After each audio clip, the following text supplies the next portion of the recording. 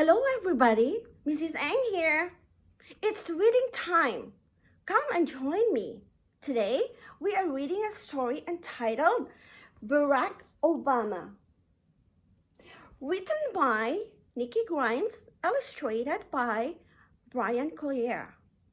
Who is Barack Obama, if you may ask? He is the 44th President of the United States of America. Barack Obama is the first African American to be President of the United States. Let's get started, shall we?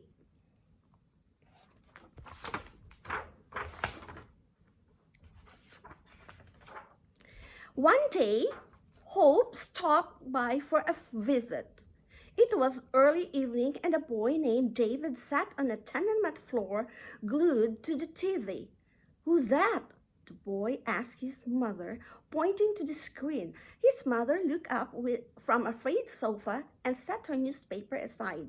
"That's Barack Obama," she said. What? Barack Obama, she repeated with a smile. "I know it's a mouthful. Anyway, he's someone very special." "Why?" "Well, for one thing." "How come those people are shouting his name?" "Because Are they all his friends?" "They must be his friends." "What's his name again?" "Boy, you were about to wear me out." "Sorry," David whispered. The mother patted a spot on the sofa beside her. "Come," she said. "If you sit still, I'll tell you his story."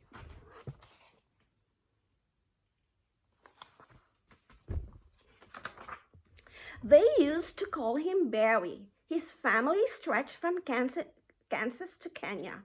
His mama, white as whipped cream, his daddy, black as ink.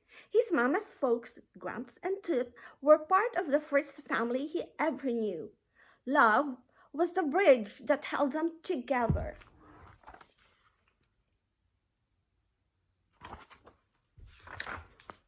In Hawaii, breathing in the scent of ginger blossoms, Barry grew swimming, surfing, and spearfishing next to playmates from places like Portugal, China, India, and Japan. And never did he ask if all those people could get along. They just did.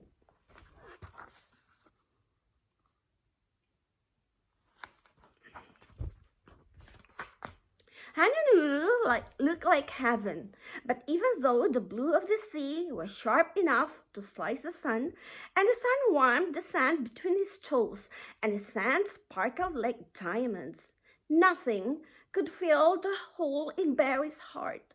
Once his daddy went away, his mom and Grumps and Toot told him brave and funny tales of his father's past to soothe his hurt and make him laugh. But that didn't stop Barry from feeling sad sometimes, especially when he heard the word divorce.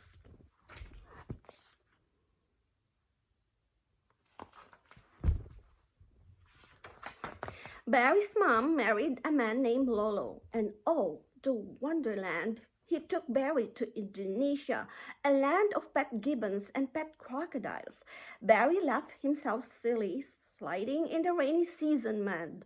He caught crickets, flew kites, and joyed in the jungle at the edge of his new home, a perfect paradise, until the sight of beggars broke his heart. Barry started to wonder, will I ever be able to help people like these? Hope hummed deep inside of him. Someday, son, someday.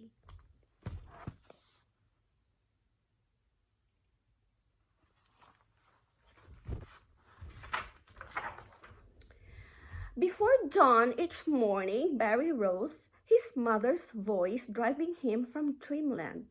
"Time to learning English grammar and the golden rule. Be honest. Be kind. Be fair," she taught him. "Your father is smart and strong and full of courage, and you will be just like him." "How can I?" thought Barry. I don't even remember his voice.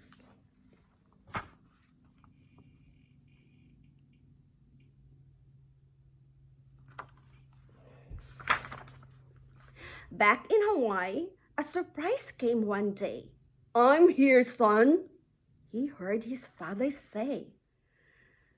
Barry listened to the strange song of his father's voice. Your grandmama says you are doing very well in school. It's in the blood, I think.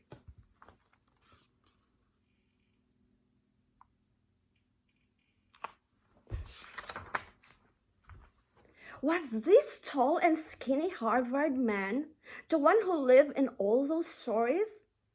For a time, all Barry could do was stare. As the days passed, they would share talks and walks.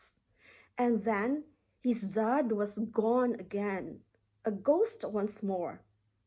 Hold tight, said Hope. This strand of memory is stronger than you know.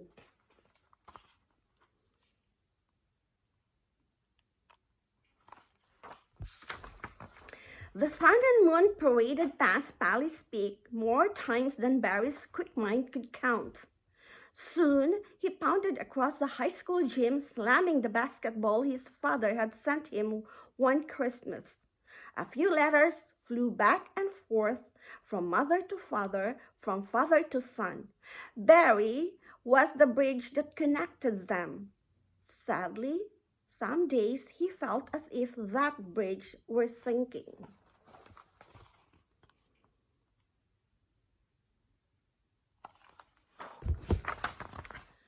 Who am I? Asked Barry. I don't look like my mother. I don't look like my father. I only look like me.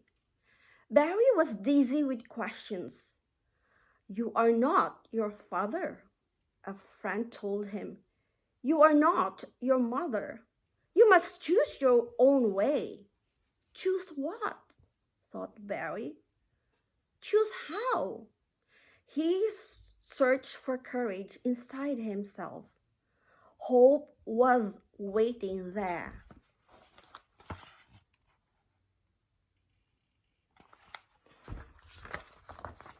Barry's mind spun like a top. How could he know which way to go? Listen, said Hope, and he did. And there it was, the answer repeating like a chorus in his ear. Education is the key, said Gans. Education is the secret, said Toot. Education is the way, said Mom. Education is the path, said his father. Remember, it's in the blood.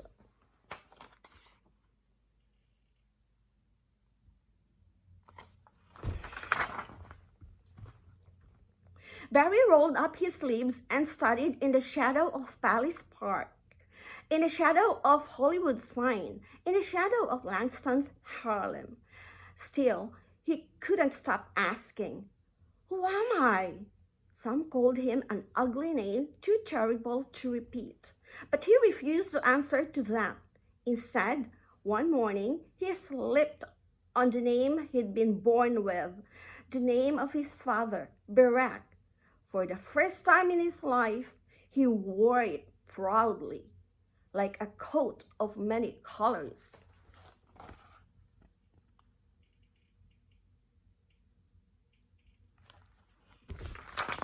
When Barack wasn't studying, he liked to jog along the Hudson River. He couldn't help but notice the river of hurt and hate and history that separated blacks and whites. Being both, he could not take sides. Don't worry, said Hope. I will be your bridge. In time, you will be the bridge for others.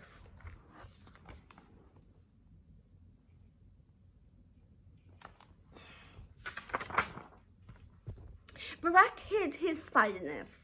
Study, said voices in his childhood. Watch, learn, keep your eyes open. Barack's eyes saw the hungry, and homeless, crying out like beggars in Jakarta, burning a hole in his heart. When his classes came to an end, he raced to Chicago to join hands with the church, to learn new lessons. Not how to be black or white, but how to be a healer, how to change things, and how to make a difference in the world.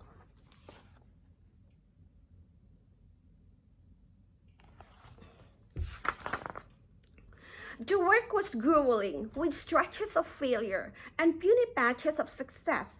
Door to door, Barack went, early mornings, late nights, pleading and preaching, coaxing strangers to march together to make life better for everyone.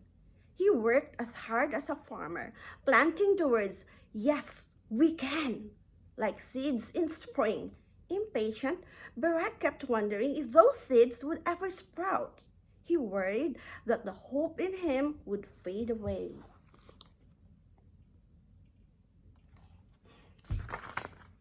One Sunday when Barack was sitting in church, Barack heard God say, "Slow down. Look around you. Now look to me. There is hope enough here to last a lifetime." Barack smiled, tears rolling down his cheeks. Suddenly, he knew for certain hope would last long enough for him to make a difference.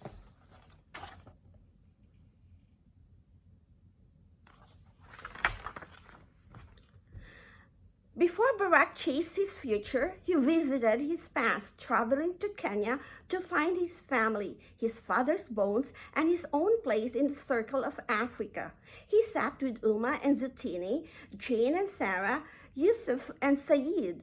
He swapped stories with Roy and Bernard, Mark and George, and all the other relatives who had prayed for such a day.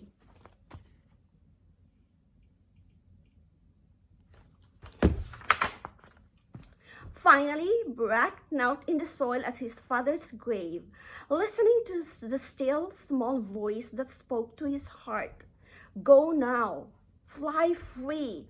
Become the man you were meant to be. Live in hope. Keep the past in memory, but shape your own tomorrow."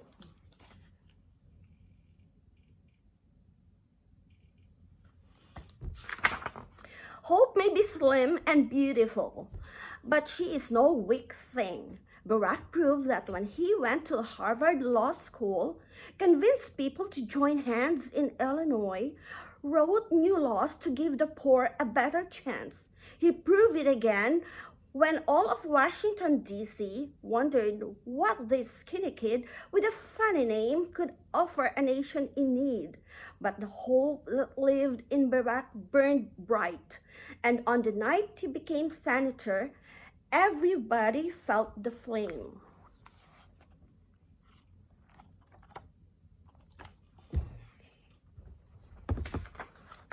One star-kissed night 4 years later, as his wife Michelle stood by, Barack smiled on a sea of faces from Wichita to Waikiki.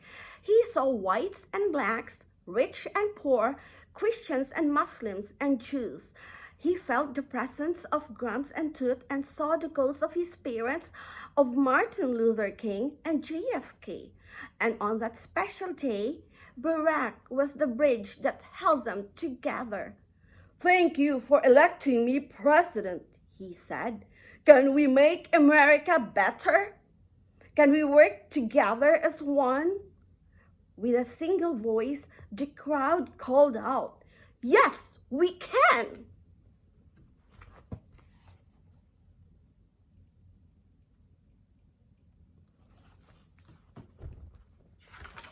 The end. Thank you for reading with me today. Spread the love and peace to everyone. Bye. Till then, see you later.